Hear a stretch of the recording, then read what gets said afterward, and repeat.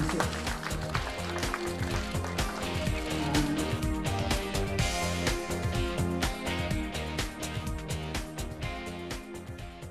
I've been very fortunate in my career because the pinnacle of our sport is the Class 1 UIM World Championship, and I've managed to win 8 of those, which was great. But you know, a lot of that is being with really good teams and being, you know, coordinating what you're doing, your planning, etc., to put you in position. But I've also been very fortunate in other sides of my career, such as, you know, my American championships. I've won about 6 of those, and I've got world speed records. So powerboat racing isn't just about one thing that you do. You know, there's a whole lot of it. But the pinnacle, and everyone hears about, is the Class 1 UIM Championships.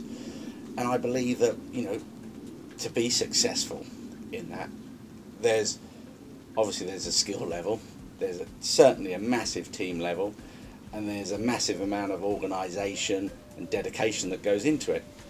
I was very fortunate that I was a second generation powerboat racer because my father used to race powerboats, so I had a lot of doors open to me, which probably not a lot of people would have done. So at a very early age, when I was 21, I was already racing a Class 1 powerboat. Although 21 in a lot of sports isn't that young anymore, in powerboat racing it is very young, because I was the youngest ever world champion by about, I don't know, 10, 15 years or something crazy. Now there's some younger guys coming into it. So I got a head start to be able to get those 8 championships in. It wasn't like I started when I was 40, so I had to win every one to get where I am today. So, and I did a lot of learning then, because I won my first 2 world championships, and then there was a huge gap, you know, 12 years before I won another one. I got seconds and thirds, but I think I went through a learning period. Now, when I was younger, I went in with some very good teams. The first time I raced with a guy called, well, it was really Mercury. So they were the ones that set the boat up and did all the planning, etc. And then the second team that I raced was the Seahawk team, KS&W, and they were a very organised team. So really, I just turned up, jumped in the boat and raced. So I think it was more gusto than planning and organisation. When I got later on and won my further 6 world championships, I think it was more about the whole team working together, and myself being a pinnacle part of it, which I don't think I was. I was just a gear to make the thing go fast in the first one. Obviously it took a lot of, I guess, gusto, because the races were different, it was rougher, you know, we were jumping more and going out to sea, etc., etc. But when I won the further 6 ones, which was in, you know, in the late 90s, I was more of a pinnacle part of the team, more of the organisation, more of the planning, more of the marketing, more of the strategy, more of the, I guess, what people see in a Formula 1 team now.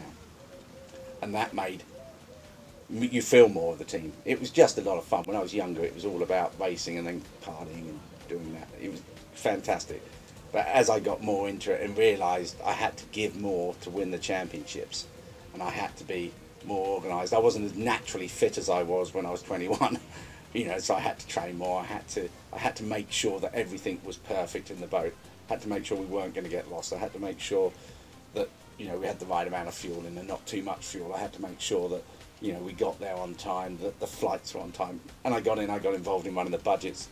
I've always been, you know, now, over the last, I guess, 15 years, I've been the technical managers for the team. So I've had to make sure the boats, we've got the right engines, the right gear ratio, the right propellers, etc., etc. So a lot more weight on my shoulders, but I love it. You know, I enjoy that side of it, and I think it makes a difference. And that's what, it's not just about getting in the boat and driving fast.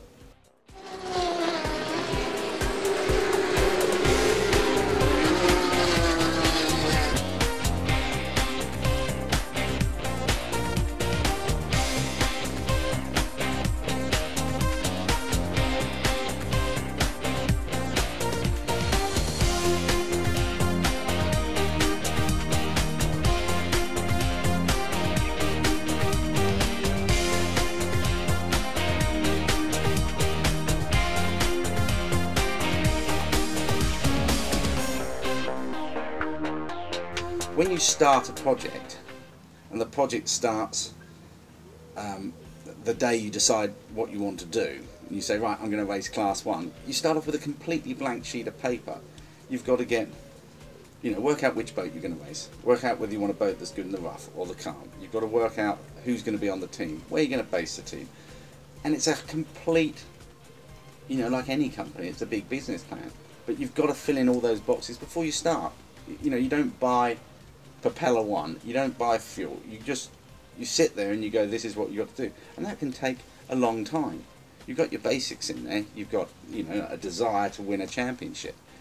And that's very easy to say. We all want to be the best at whatever we do, but you've got to have a very strong defined plan. And alright, you might have to move off that plan a little bit. You might have to deviate because the rules might change. You know, at the start of the season, they always do. You might have to, you know, but you need your basic plan. You need your tree, and the branches might change a little bit, but you've just got to keep heading back to achieve what you want to do, which is to be at the top of that tree.